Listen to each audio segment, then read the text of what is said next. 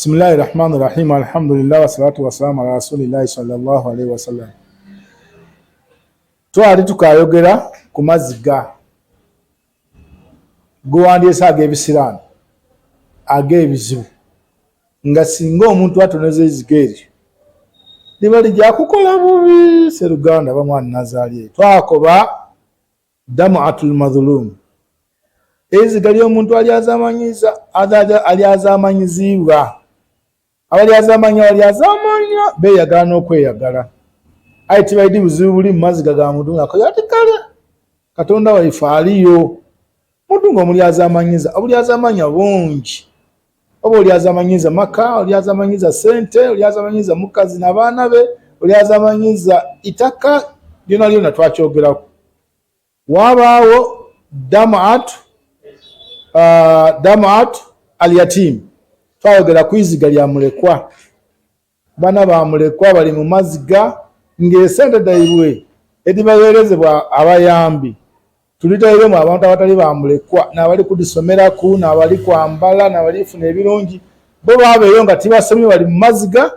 aye ng'esente daibwe twakola ki? Twadaivatinga, twadiiza ku batali ba mulekwa. Olwaleero ndikwenda kwogera ku Dam'atul Ummu wal Ab, eziga ery'omuntu nga ni maama we muzairewo, atonesa eziga ku lulwo omuntu eyakuzaala,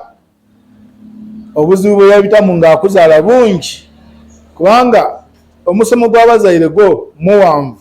Abazaire bombi muzeeyi yakuzaala baba ni maama. Fa Dam'atul Walid, omuzaire okutonesa eziga nga tirakoba nti asanuike ino ng'omwana we amaze kusoma, kubanga eri amasano ago agatutuka okuliza abazaire. Tasanuike lwakubanga owasiisa, wabula iziga lya bulumi bw'omutaire ku bw'omubisiisaamu. Yakuzaala, yakutaako buli kalungi, yakulabirira, talya nga toliire,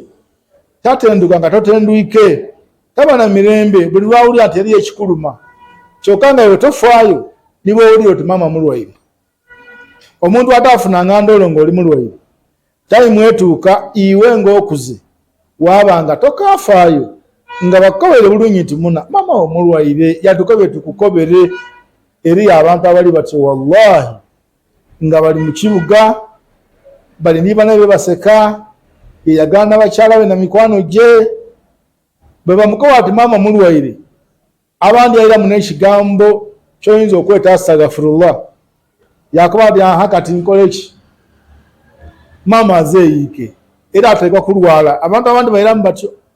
yayiramu ebigambo ebyo. Kati ono gw'otumye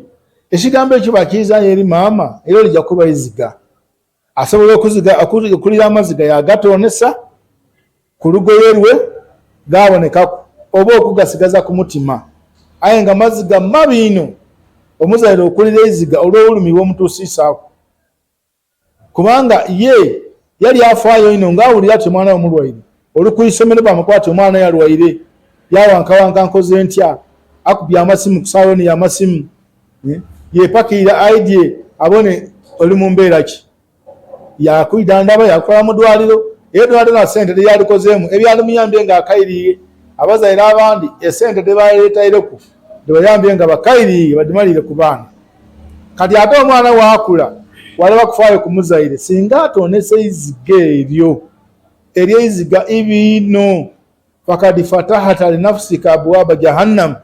ojja kuba weegulirewo emiryango gy'omuliro jahannam. Hadhihi fil akhira, ku nkomerero. Wa fi duniya, ni wano ku duniya brother oba mwana nazampuliza ng'oli eyo oza mirembe gy'ogyafuna nga maama oba baba atoniza eziga nga bulumi bw'omutuusiisaako. N'olwekyo yakuliisa, esaawa tosobola kumuliisa. Eriyo endogera ekoba eti omuntu maama wa baba alabirira abaana 10 ng'ali mulala yalabirira abaana 10 mu kaseera babeera abanafu, kyokka ye bwakula n'anafuwa 10 eryo lyalemererwa ye omulala. Weewuunya ekigambo ekyo, yali mulala yalabirira 10, imwe muli 10 mulemererwa okulabirira ki okulabirira ye omulala n'olwekyo era n'eziga eryokusatu mu maziga agayirira mu kigambo ekyo damu atul madhulum eziga ly'omuntu ali azamanyizibwa twalyogerako era buli ali wano ngwena gwe wali azamanya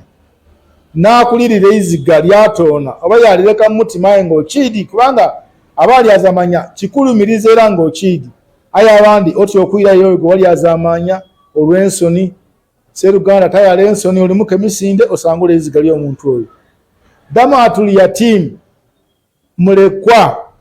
omuntu wali kunimulekwa mbakobye nti bamulekwa tuba nabo kyokka twabalekerera twajja twatole sente daibwe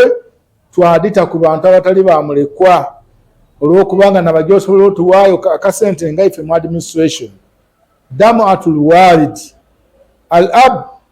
au eiziga ly'omuzaire bana oba omuzaire yabaire baba oba abaire maama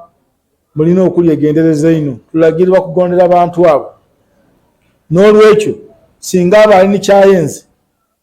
alina kyakwetaazeeku bw'oba olina lumukambiro ale tulekera awo okubalinda okusaba omuzaire wo nga ewe bwe yakubanga ketosabye kubanga nga tuli bato tuba tetusobola na kwogera baatulowooleza nga yakuba ati ono ali kwetaaga mata waalira yatandika okutegeera amaloboozi g'okulirako butyo yaboneka ali kwenda kutenduka okulira okundi kwaida yakuba ati awo endala eba eri kumuluma okulira okundi kwaida yakuba ati eryo ibugumu ndowooza muli kunfuna lwaki baatusensingalinga bategeera ati kino kyali kwetaaga essaawa eno eyo waalinda amala ekuba isimu oba atume wa bodaboda yakuba ati bana mwatwerabira omuzaire watukira okuba oti bana mwatwerabira lwaki tomulowoleza kuno okuba oti maama ayinza okuba nga ayenda kino baba ayinza okuba nga ayenda kino naddala nga Allah akuwaire obusobozi tulekera awo okubalindanga okusaba kubanga enaku lino boobo nabalabirira abakaire naaba alinda omukaire amale kutuma kino kyatuweireku weena baako nekyomulowoleza nga bwe yakulowolezanga kuba ati maama ku saawa eno alina okuba nga ali kwenda kulya ku bubooli maama saawa eno nga bwemwidi kamusindikireyo ku ennyama maama yankoba ayenda ino fiishi aye wolinda ojeeyo wooligiirayo abantu timugyayo omutumire wa bodaboda omuntu yalira amaziga yakutumira abantu alwire okubonaku hadhihi dama amaziga ago bajjama n'agamu ku maziga amabi n'olw'ensonga eyo mbasomeisa ebika by'amaziga eri amalungi nga bwe gatoona ofuna mikisa ng'abantu abalira buka an khashyatan lillah eri abantu bwe gatoona amaziga nga yaloweza kutya Allah subhanahu wa ta'ala eri abalira amaziga nga bawuliriza Qur'an yalira amaziga eri yalira amaziga nga alowozeza ku Allah bwe yatonda ensi eno nga nabbi byakwa mu hadisi nti oyo ajafuna ekisikizo kya Allah subhanahu wa ta'ala n'abakoba nti eri amaziga agazira mu irala omuntu azza kyafunamu omuntu alize embula okubanga ttiimu ye bazigobe ey'omupiira azza kyafunye amaziga ago olw'okuba kandi etiwe bambusinze mu kalulu abo bonabona amaziga gabagirire bwereere yabaayo gano ag'ekisiraani gewandiisa ag'ekisiraani oba ag'ebizibu agasatu omuli ag'abazaire n'alitoonesa nga niwabaire ensonga yalira amaziga ago nga gakabi galijja kukosa wano ku nsi ni kunkomererwa kwinjiza jana saba Allah atuwe ogondera abazaire abatufaaku Allah abasaasire abakaali abalamu Allah abakuume Allah tukusaba tutaba nsonga tatufuula nsonga ey'okuliza abantu ku nsi kuno amaziga nga tubalyaza amanyiiza oba nga tuwulire sendebe nga bamulekwa oba okuba nga tubakosiisa nga abazaire subhanaka Allahumma wabihamdika ashhadu an la ilaha illa ant astaghfiruka wa atubu ilaik. Assalamu alaikum wa rahmatullahi wa barakatuh.